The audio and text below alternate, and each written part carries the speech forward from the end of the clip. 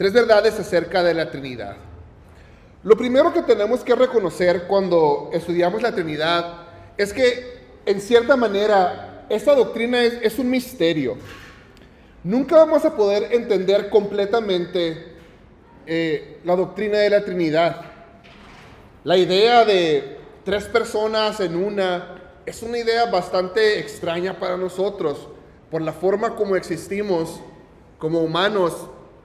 Es difícil entenderla, que tenga sentido. Pero sí podemos entender verdades acerca de la Trinidad y sí podemos analizar lo que la Biblia nos enseña acerca de ella. Y podemos resumir estas verdades, podemos resumir lo que la Biblia nos enseña con las siguientes tres afirmaciones. Son tres verdades o tres afirmaciones esenciales acerca de la Trinidad. Número 1, Dios es tres personas. Número 2, cada persona es plenamente Dios. Y número 3, hay un solo Dios. Son las tres verdades que vamos a analizar el día de hoy y las vamos a ir viendo una por una. Iniciando con Dios es tres personas. Y en esencia, lo que esa verdad nos dice es que el Padre no es el Hijo, que el Padre y el Hijo son personas distintas. También nos dice que el Padre no es el Espíritu Santo, sino que son dos personas distintas. Y que el Hijo tampoco es el Espíritu Santo, son personas distintas. Esta es la esencia de este primer punto. Cada persona de la Trinidad que la Biblia nos enseña, Padre, Hijo y Espíritu Santo, son tres personas distintas. El Padre no es el Hijo no es el Padre no es el Espíritu Santo y el Hijo no es el Espíritu Santo. Estas distinciones de las tres personas de la Trinidad ya las vimos en las citas, en los pasajes que estudiamos en la sesión anterior. Pero también hay muchos pasajes en el Nuevo Testamento. Hay más pasajes o citas que no vimos. Iniciando con el Padre no es el Hijo. Juan 1, del 1 al 2. En el principio era el Verbo, y el Verbo era con Dios, y el Verbo era Dios. Este era en el principio con Dios. Cuando tú sigues leyendo el primer capítulo de Juan, en los versículos del 9 al 18, nos deja bien claro quién era el Verbo. ¿Quién es el Verbo aquí? Jesús. Y nos está diciendo que el Verbo, o sea, Jesús, está con Dios. El Verbo era con Dios. Este era en el principio con Dios. El hecho de que Jesús estaba con Dios, nos da la idea de que el Verbo, de que Jesús es una persona distinta de Dios, porque esta persona estaba con Dios. De igual manera, Juan 17:24 nos sigue dando esta idea. Padre, aquí Jesús es el que está hablando, aquellos que me has dado, quiero que donde yo estoy, también ellos estén conmigo, para que vean mi gloria que me has dado, porque me has amado desde antes de la fundación del mundo. De nuevo, aquí vemos a dos personas distintas que comparten la gloria. A Dios, el Padre, y a Dios, el Hijo. A Jesús. Son dos personas distintas que comparten gloria y lo hacen desde antes de la fundación del mundo.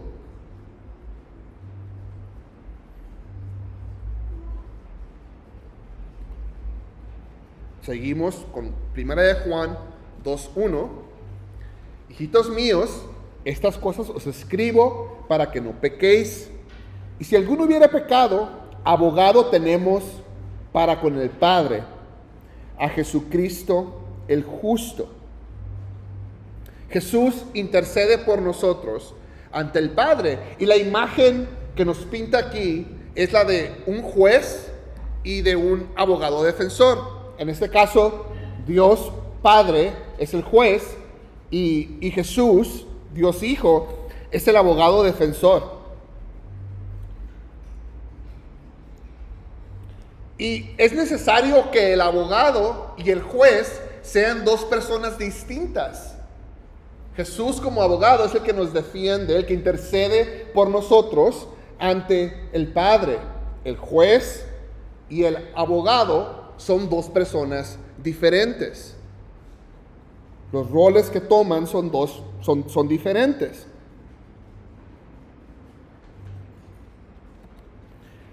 Todos esos versículos nos dan esta idea de que Dios el Padre y Dios el Hijo son dos personas diferentes. Estaban juntos desde el principio, comparten de la gloria, pero son dos personas diferentes. Jesús intercede por nosotros ante el Padre, de la misma manera que un abogado defensor lo hace ante un juez. Son dos personas distintas. El Padre no es el Hijo. Son dos personas distintas. Tampoco ni el Padre ni el Hijo son el Espíritu Santo. Juan 14:26. Mas el Consolador, el Espíritu Santo, a quien el Padre enviará en mi nombre, Él os enseñará todas las cosas y os recordará todo lo que yo os he dicho. Y aquí vemos claramente a tres personas distintas realizando actividades distintas. Tenemos a Dios el Padre, que es el que envía, a quien el Padre enviará. Tenemos a Dios el Espíritu Santo, que es el enviado a enseñar y a recordar. Y tenemos a Dios el Hijo, a Jesús, y es el que está hablando. Y es en el nombre de quien el Espíritu será enviado. Tenemos a las tres personas distintas de la Trinidad, cada uno haciendo una actividad diferente. Dios Padre envía. ¿A quién envía? Al Espíritu Santo. Y en el nombre de quién lo envía? En el nombre de Jesús. Cada uno muy distintivamente tiene una actividad que realiza, tiene un papel que realiza. Los tres son personas diferentes. Juan 16:7. Pero yo os digo la verdad. Aquí es Jesús, es el que está hablando. Os conviene que yo me vaya, porque si no me fuera, el Consolador no vendría a vosotros, mas si me fuere, os lo enviaré. ¿Quién es el Consolador? El Espíritu Santo. Y Jesús está diciendo, me tengo que ir yo.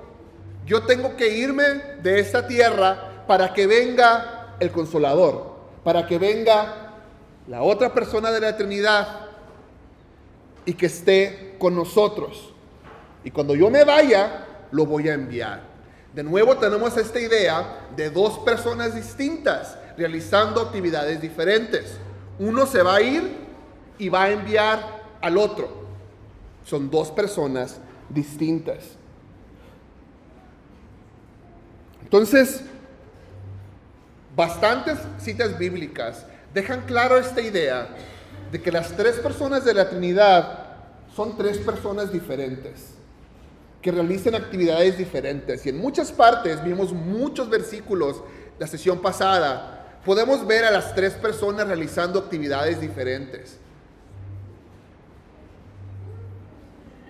Ahora, con respecto al Espíritu Santo, hay una pregunta que nos tenemos que hacer.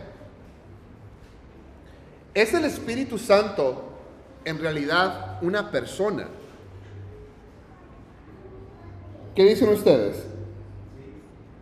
Sí, es una persona. Hay quienes han cuestionado si en verdad el Espíritu Santo es una persona.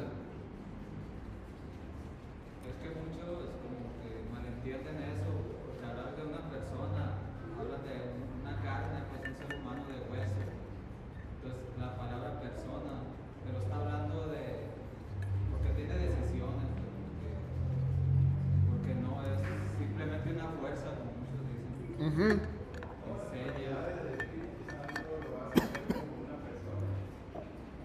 Ajá. Y cuando hablamos de persona, el Espíritu Santo es una persona de la misma manera que Dios el Padre es una persona y que Dios el Hijo es una persona. No tanto que es una persona como nosotros, sino es un ser que tiene su personalidad propia. Porque hay quienes dicen que el Espíritu Santo es más bien un poder o una fuerza o una manifestación del poder de Dios actuando en el mundo. Le restan todo personalidad, le restan todo lo que le podía dar a ser persona y lo disminuyen a simplemente una fuerza o a un poder. Y esta idea no es algo, es algo que mucha gente cree todavía. Hay religiones, hay ciertas denominaciones, si lo queremos llamar así, que van a afirmar que el Espíritu Santo no es una persona, que el Espíritu Santo es una fuerza o es un poder de Dios actuando en la tierra. El problema es que la evidencia en el Nuevo Testamento es muy clara y es muy fuerte con respecto al Espíritu Santo como una persona. En primer lugar, al Espíritu Santo se le pone al mismo nivel que las otras dos personas de la Trinidad, en muchas partes. Vamos a ver una, Mateo 28, 19. Por tanto, id y haced discípulos a todas las naciones, bautizándolos en el nombre del Padre y del Hijo y el Espíritu Santo. Aquí, al Padre y al Hijo y al Espíritu Santo se les está poniendo al mismo nivel. No está haciendo una distinción de ninguna de ellas. A las tres las maneja al mismo nivel. Y como ese tenemos otras citas, no las vamos a ver, pero apúntenlas. 1 Corintios 12, del 4 al 6, 2 Corintios 13, 14, Efesios 4, del 4 al 6 y 1 Pedro 1, 2. Estas citas ya las vimos en el estudio pasado, pero todas estas citas, así como Mateo 28 y 19, hablan del Espíritu Santo y se refieren al Espíritu Santo de la misma manera que se refiere a las otras dos personas de la Trinidad. Las trata de la misma manera y las trata al mismo nivel. No hace una distinción entre ellas. Y ya que el Padre y el Hijo son personas, el hecho de que se les ponga al mismo nivel sugiere fuertemente que el Espíritu Santo también es una persona. Entonces, en primer lugar, la Biblia en muchas partes trata al Espíritu Santo de la misma manera que trata al Padre y al Hijo. Los pone al mismo nivel. Además, al Espíritu Santo, en muchas partes se le atribuyen actividades personales. Se habla del Espíritu Santo realizando actividades personales, actividades que le dan personalidad o actividades que una persona realiza. Más que una fuerza o más que un ser que no tiene vida o inanimado, son actividades que una persona, alguien que tiene personalidad, va a realizar. Y tenemos muchos ejemplos de esto en el Nuevo Testamento. Vamos a verlos. Juan 14, 16 nos habla del Espíritu Santo consolando. Y yo rogaré al Padre y os dará otro consolador para que esté con vosotros para siempre. El Espíritu Santo trae consuelo, nos consuela. Esta es una actividad personal. El Espíritu Santo enseña.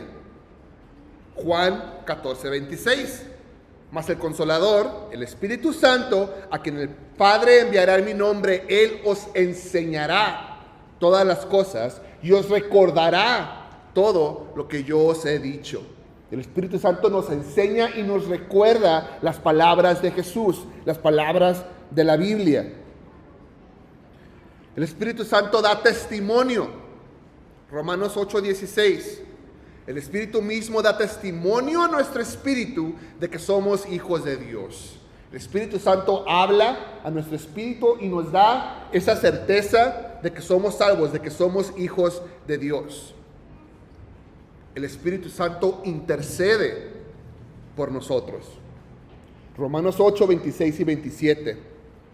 Y de igual manera, el Espíritu Santo nos ayuda a nuestra debilidad, pues ¿qué hemos de pedir como conviene? No lo sabemos. Pero el Espíritu mismo intercede por nosotros con gemidos indecibles. ¿Quién es la otra persona que también intercede por nosotros? Jesús. El Espíritu Santo también intercede con nosotros ante el Padre, como Jesús lo hace. Mas el que escudriña los corazones sabe cuál es la intención del Espíritu, porque conforme a la voluntad de Dios intercede por los santos. ¿Sería apropiado decir que una fuerza intercede por nosotros? ¿Que escudriña el corazón intercede? ¿O que simplemente un poder hace esto? No tiene sentido. Estas actividades son actividades que una persona realiza y se le están atribuyendo al Espíritu Santo. El Espíritu Santo distribuye dones. 1 Corintios 12:11. Pero todas estas cosas las hace uno y el mismo Espíritu, repartiendo a cada uno en particular como Él quiere. Y notan también la intención que le dan, como Él quiere. El Espíritu Santo tiene intención. Él realiza decisiones, tiene deseos, como Él quiere. El Espíritu Santo reparte los dones de la manera que Él quiere. Es más que simplemente una fuerza, es una persona. Prohibir. Hechos 16 del 6 al 7. Esto lo estudiamos hace unos 2 domingos. Y atravesando Frigia y la provincia de Galacia, les fue prohibido por el Espíritu Santo hablar la palabra en Asia. Y cuando llegaron a Misia, intentaron ir a Bitinia, pero el Espíritu no se los permitió. Aquí el Espíritu les está prohibiendo realizar ciertas actividades 2 veces seguidas. El Espíritu Santo habla. Hechos 8:29. Y el Espíritu dijo a Felipe. ¿Quién dijo? El Espíritu. Acércate y júntate a ese carro. Un poder, una fuerza no habla. Una persona habla. Afligirse. El Espíritu Santo se aflige. Efesios 4:30. Y no contristéis al Espíritu Santo de Dios, con el cual fuiste sellados para el día de la redención. Alguien explíqueme cómo un poder se puede afligir. Cómo algo sin personalidad se puede afligir, se puede doler.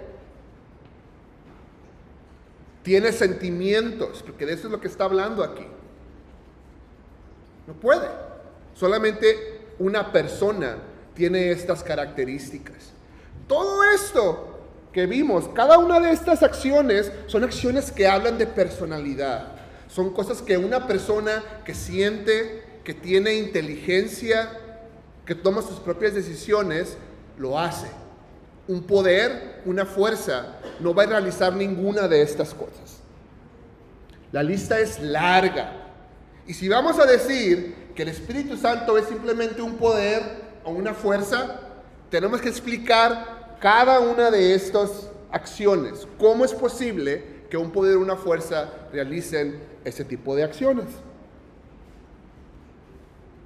La palabra lo deja claro. El Espíritu Santo es una persona. Y es una persona diferente de Dios Hijo y es una persona diferente del Dios Padre. Ese es nuestro primer punto. Dios es 3 personas. 3 personas distintas. Segundo punto. Cada persona es plenamente Dios.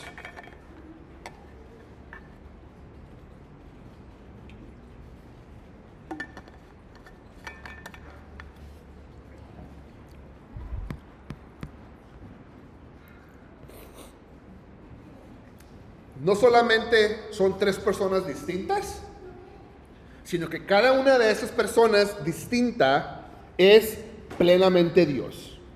Todas son completamente Dios. Iniciando con Dios Padre. Creo que con Dios Padre no vamos a tener mucho problema. Desde el primer versículo de la Biblia nos deja bien claro que Dios Padre, el que creó los cielos y la tierra, es un Dios soberano. Es completamente Dios. A través de todo el Antiguo y Nuevo Testamento se ve claramente a Dios Padre como el Dios soberano sobre todo, el Dios poderoso. Dios Padre es plenamente Dios. De nuevo, no tenemos mucho problema afirmando eso. Pero también el Hijo, Jesús, es plenamente Dios. Más adelante vamos a tomar bastante tiempo estudiando la divinidad de Jesús. Vamos a estudiar la divinidad y la humanidad de Jesús. Son temas muy interesantes. Y cuando hagamos eso vamos a profundizar muchísimo en este tema. En el punto de que el Hijo Jesús es plenamente Dios. Jesús es completamente divino. Ahorita vamos a ver nada más unos cuantos versículos que nos dan esta idea. Pero en este tema en particular hay mucho de dónde escarbarle. Juan 1, del 1 al 4. De nuevo, este versículo tan profundo. Es un versículo hermoso. En el principio era el Verbo, y el Verbo era con Dios, y el Verbo era Dios. Este era en el principio con Dios. Todas las cosas por Él fueron hechas, y sin Él nada de lo que ha sido hecho fue hecho. En Él estaba la vida, y la vida era la luz de los hombres. Ahorita vimos que Jesús era el Verbo, que estaba con Dios y que era Dios. Y aquí el texto en Juan 1:1, el texto original en el griego, nos recuerda a Génesis 1:1. Utiliza el mismo tipo de lenguaje que tenemos en Génesis 1:1, que dice en el principio, y aquí también utiliza en el principio, es un eco de Génesis 1:1. Y eso nos recuerda, nos da la idea de lo que Juan está hablando aquí, era cierto desde el principio. De hecho, desde antes del principio del tiempo, antes de que el mundo fuera hecho, Jesús estaba con Dios y Jesús era Dios. Dios el Hijo siempre ha sido plenamente Dios, desde el principio. Vamos a ver otras citas. Juan 20, del 26 al 28. Una historia muy conocida de Tomás. 8 días después, estaban otra vez sus discípulos dentro, y con ellos Tomás. Llegó Jesús, estando las puertas cerradas, y se puso en medio y les dijo: paz a vosotros. Luego dijo a Tomás: pon aquí tu dedo y mira mis manos, y acerca tu mano y métela en mi costado. Y no seas incrédulo, sino creyente. Entonces Tomás respondió y le dijo: Señor mío y Dios mío. Hacer una pausa aquí. Tomás le está diciendo a Jesús: Señor mío y Dios mío. Estos títulos que él utiliza, Señor mío, Dios mío, están reservados exclusivamente para Dios, para Yahweh. Los judíos no iban a utilizar estos títulos ligeramente. Tienen mucho peso las palabras que está utilizando aquí Tomás. Y en el siguiente versículo Jesús le dice, no, espérate, no me llames Señor, no me llames Dios. No hace eso. Jesús le dijo, porque me has visto, Tomás, creíste. Bienaventurados los que no vieron y creyeron. Jesús no intenta corregir a Tomás. Al contrario, le dice, bienaventurados los que no vieron y creyeron. Nos está animando a decir lo que Tomás está diciendo. Señor mío y Dios mío. 29. Jesús le dijo, porque me has visto, Tomás, creíste. Bienaventurados los que no vieron y creyeron. Hay personas que dicen que Jesús nunca proclamó ser Dios, que Jesús nunca, él afirmó que era Dios. ¿No es cierto?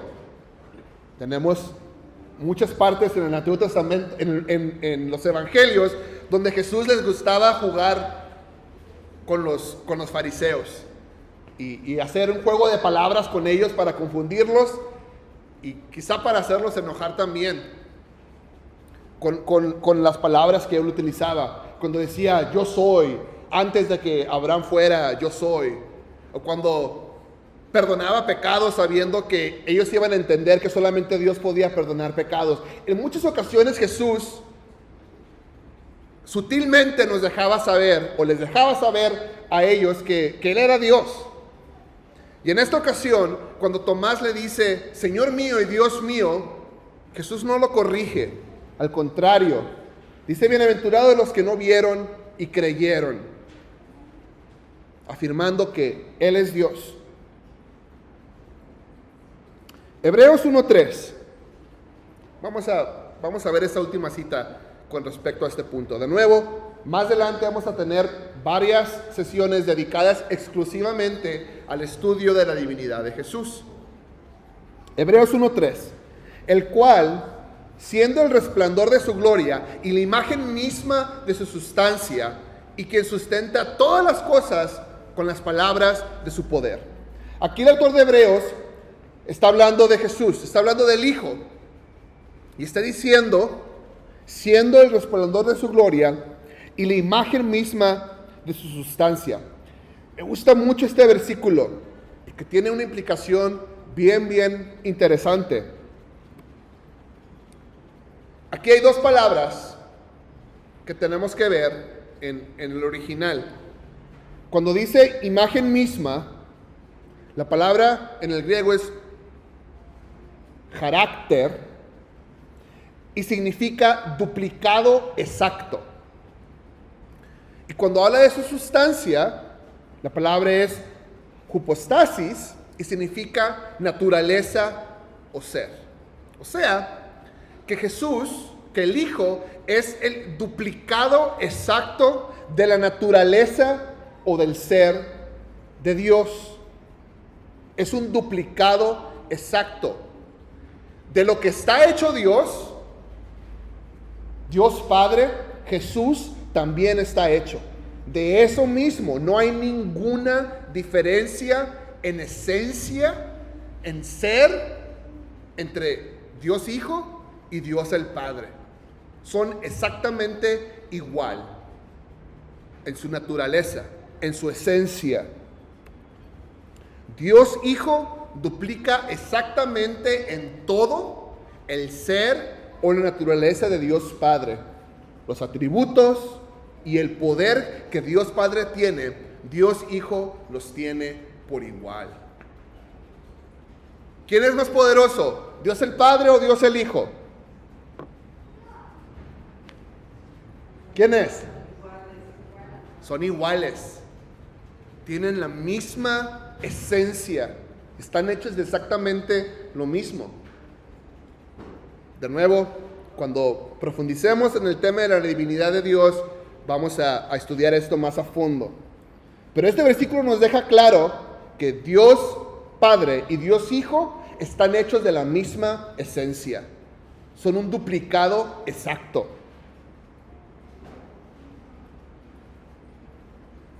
Y por último, el Espíritu Santo también es plenamente Dios. De nuevo, Mateo 28:19, que ya lo estudiamos. Por tanto, id y haced discípulos a todas las naciones, bautizándolos en el nombre del Padre y del Hijo y del Espíritu Santo. Cuando entendemos que Dios Padre y Dios Hijo son plenamente Dios, las expresiones trinitarias que encontramos en Mateo 28:19 y en muchas otras partes en el Nuevo Testamento adquieren un nuevo peso, tienen más sentido. Como decíamos ahorita, está poniendo a el Espíritu Santo al mismo nivel que el Padre y el Hijo. Imagínense esto. Imagínense que en vez de decir en el nombre del Padre y del Hijo y del Espíritu Santo, dijera en el nombre del Padre y del Hijo y del Arcángel Miguel. ¿Sería apropiado que dijera esto? No. ¿Por qué?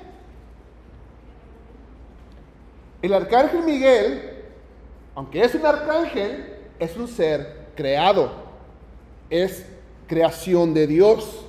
No sería apropiado poner al Arcángel Miguel al mismo nivel que el Padre y el Hijo. No nos bautizamos en el nombre de ningún ser creado. Nos bautizamos en el nombre de Dios, que tiene tres personas: al Padre, al Hijo y al Espíritu Santo. Los pone al mismo nivel. Les da el estatus de divinidad a los tres. También tenemos otras partes donde al Espíritu Santo le da un estatus reservado para Dios.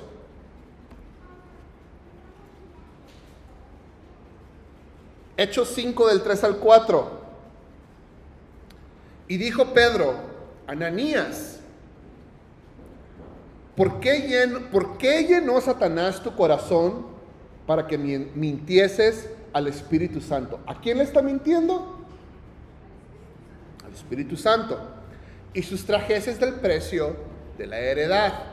¿Se recuerdan lo que pasó aquí? Ananías y su esposa venden un terreno que tenían y le dan una porción de las ganancias de la venta a la iglesia primitiva.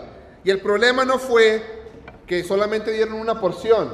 El problema fue que mintieron al respecto y dijeron que estaban dando todo. Ese fue el problema. Y Pedro le está diciendo: mentiste al Espíritu Santo. Versículo 4. Reteniéndola, ¿no se te quedaba a ti y vendida? ¿No estaba en tu poder?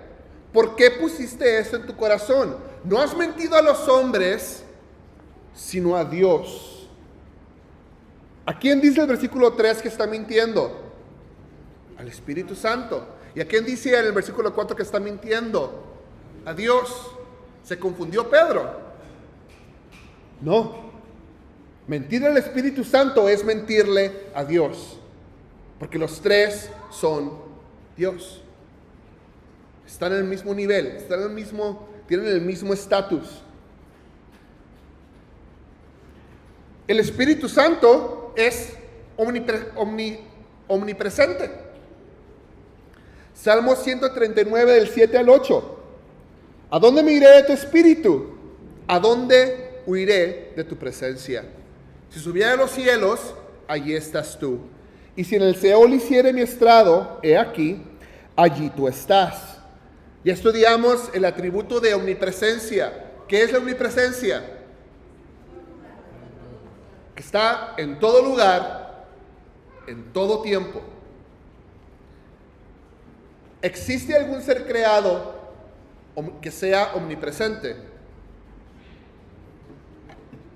¿Es Satanás omnipresente?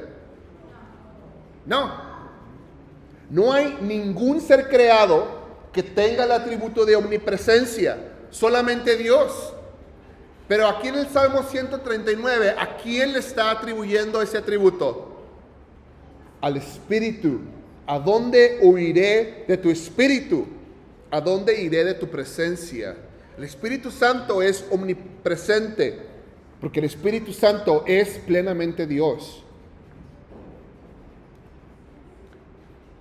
La omnisciencia del Espíritu. También estudiamos el atributo de omnisciencia. ¿Qué significa la omnisciencia? ¿Qué es la omnisciencia? No escuché. Todo lo sabe, que conoce todo. Lo pasado, lo presente, lo futuro, lo que pudiera ser. 1 Corintios 2 del 10 al 11. Pero Dios nos las reveló a nosotros por el Espíritu. Porque el Espíritu todo lo escudriña, aún lo profundo de Dios. Porque ¿quién de los hombres sabe las cosas del hombre, sino el Espíritu del hombre que está en él? Así tampoco nadie conoce las cosas de Dios, sino el Espíritu de Dios. Pablo le atribuye al Espíritu Santo la característica divina de omnisciencia. Y de nuevo, ninguna criatura posee omnisciencia. Solamente Dios. Tenemos que recordar que Dios es infinito. Dios es un Dios infinito. Nosotros, como humanos finitos, vamos a pasar toda la eternidad en la presencia de Dios, aprendiendo algo nuevo de Dios. Toda la eternidad. Nunca vamos a dejar de aprender algo nuevo acerca de Dios, porque Dios es un Dios infinito. Solamente un ser infinito puede conocer completamente a un ser infinito. Por lo tanto, el Espíritu Santo tiene que ser también un ser infinito para poder conocer por completo a Dios mismo. El Espíritu todo lo escudriña, aún lo profundo de Dios. El Espíritu Santo sabe todo acerca de Dios, porque el Espíritu Santo es Dios.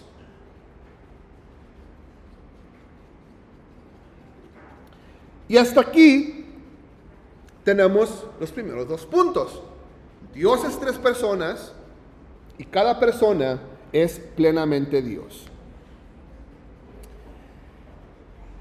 Si la Biblia enseñara solamente estas dos verdades, estas dos realidades, si solamente tuviéramos estos dos puntos, no tendríamos ningún problema en entenderlas. Sería algo relativamente sencillo de entender y comprender. Dios es tres personas, ¿ok? Y cada persona es plenamente Dios, ¿ok? No hay problema. ¿Cuál sería la solución? ¿Cuál sería la conclusión a la que llegáramos si solamente tuviéramos estos dos puntos?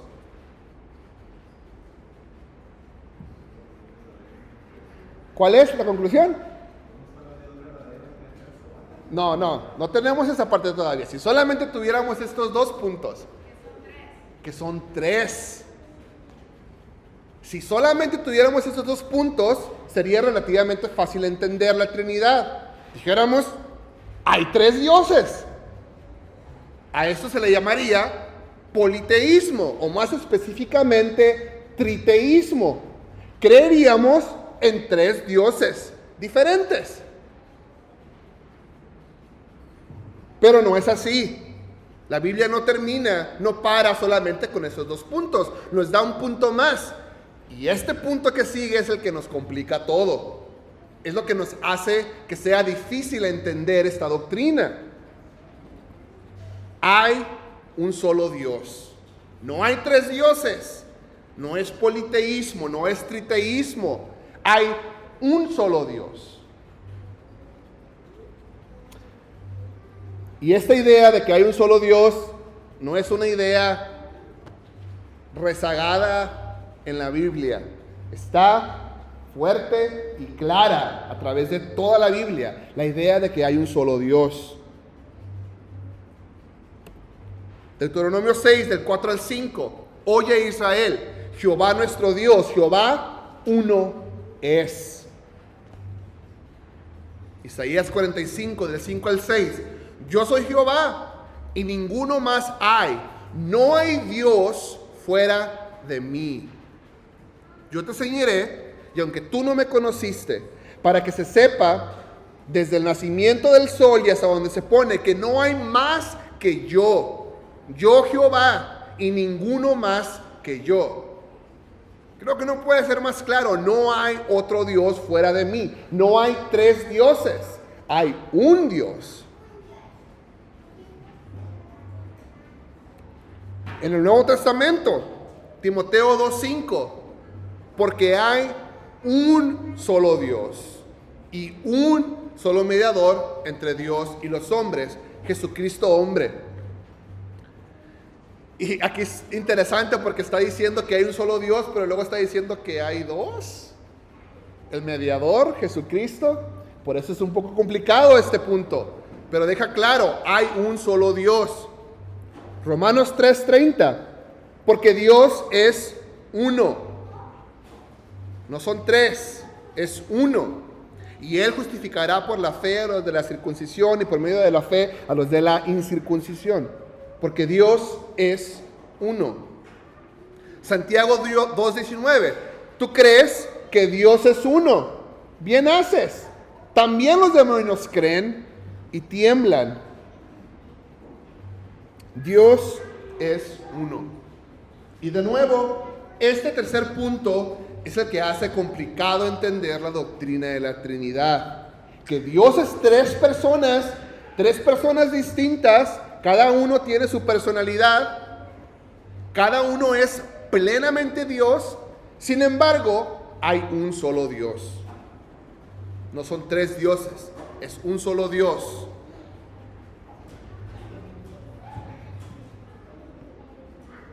Y aunque es complicado entenderlo, y no hemos terminado con este tema, vamos a seguir unas 2-3 sesiones más, vamos a escarbarle un poco más, pero es complicado entenderlo.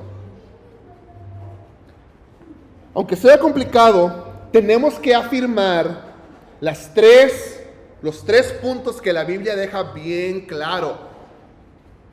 Si intentamos tomar soluciones sencillas, vamos a negar una de esas tres enseñanzas.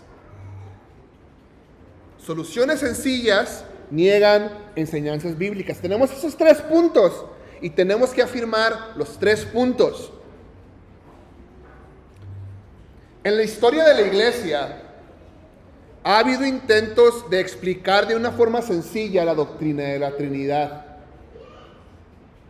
Pero al hacer esto, a fuerzas tienen que negar una u otro de estas tres enseñanzas bíblicas.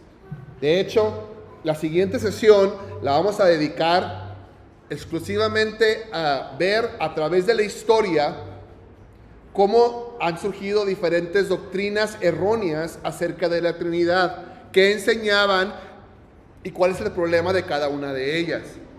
Ahorita vamos a verlos rápidamente nada más. ¿Qué pasa si negamos uno de estos tres puntos? ¿Qué pasa si negamos que Dios es tres personas? Si negamos que Dios es tres personas,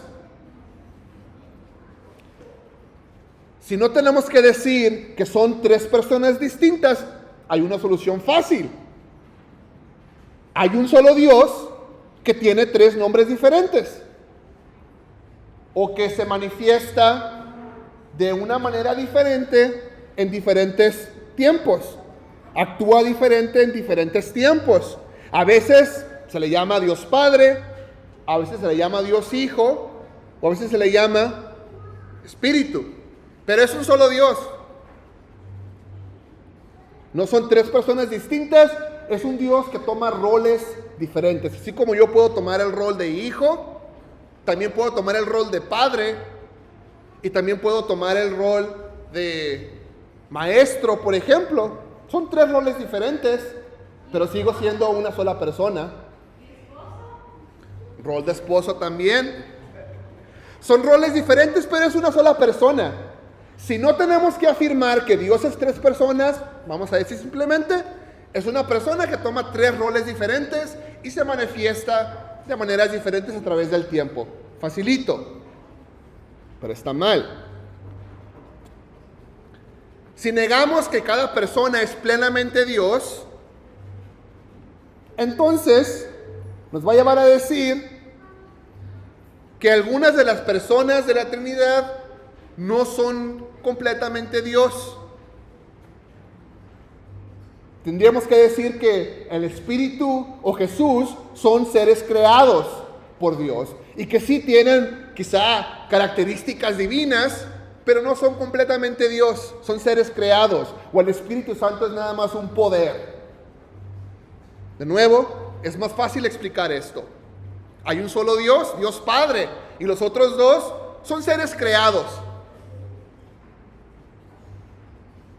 Son seres que a lo mejor están un poquito abajo de Dios Padre. De nuevo, está mal. No podemos negar la deidad de Dios Hijo ni la deidad de Dios Espíritu Santo. La evidencia bíblica es muy fuerte. Y si no tenemos que decir que hay un solo Dios, como veíamos ahorita, también está bien fácil. ¿Qué vamos a decir? Hay 3 dioses. Son 3 dioses diferentes. Adoramos a 3 dioses. Es un triteísmo, es politeísmo. De nuevo, está mal. Entonces, en resumen, si negamos cualquiera de estas 3 verdades, obtenemos una doctrina incompleta y errónea. Si negamos que Dios es 3 personas, nos queda un solo Dios que toma diferentes nombres o roles a través del tiempo. Está mal. Si negamos que cada persona es plenamente Dios, el Hijo o el Espíritu no son Dios o no son plenamente Dios, están por debajo de Dios. Quizás son seres creados o son simplemente un poder. Y si negamos que hay un solo Dios, terminamos con 3 dioses distintos. Triteísmo. Tenemos que afirmar estas 3 verdades de la Trinidad. Las 3 verdades están claras a través de toda la Biblia y las 3 son esenciales para poder entender correctamente la Trinidad. Es complicado. La idea de que Dios es 3 personas, pero que hay un solo Dios, es una idea complicada de entender. Más adelante vamos a estudiar un poco más y quizá va a ser un poco más fácil entenderlo y poder explicarlo, esta idea de la Trinidad. Lo que queremos dejar bien claro con este estudio es que la Biblia no nos deja espacio para negar ninguno de estos 3 puntos. Es bien claro. Y si empezamos a negar cualquiera de esos 3 puntos, vamos a terminar con una doctrina errónea. Y eso es lo que vamos a estudiar la siguiente sesión. Las doctrinas que han surgido por negar cualquiera de estos 3 puntos esenciales. Vamos a orar. Gracias, Señor, por tu palabra. Gracias, Señor, porque aunque no podemos entender todo, tu Biblia es clara, tu palabra es clara y nos da una idea de quién eres tú y de cómo eres tú. Y queremos, Señor, ser fieles a tu palabra. Danos, Señor, el entendimiento para poder estudiar, para poder entender cómo eres tú, quién eres tú, y poder defender cuando alguien quizá quiera confundirnos o quiera decir que eres algo que no eres, Señor. Gracias por este tiempo. Gracias por tu Espíritu que nos enseña. En el nombre de Cristo Jesús. Amén.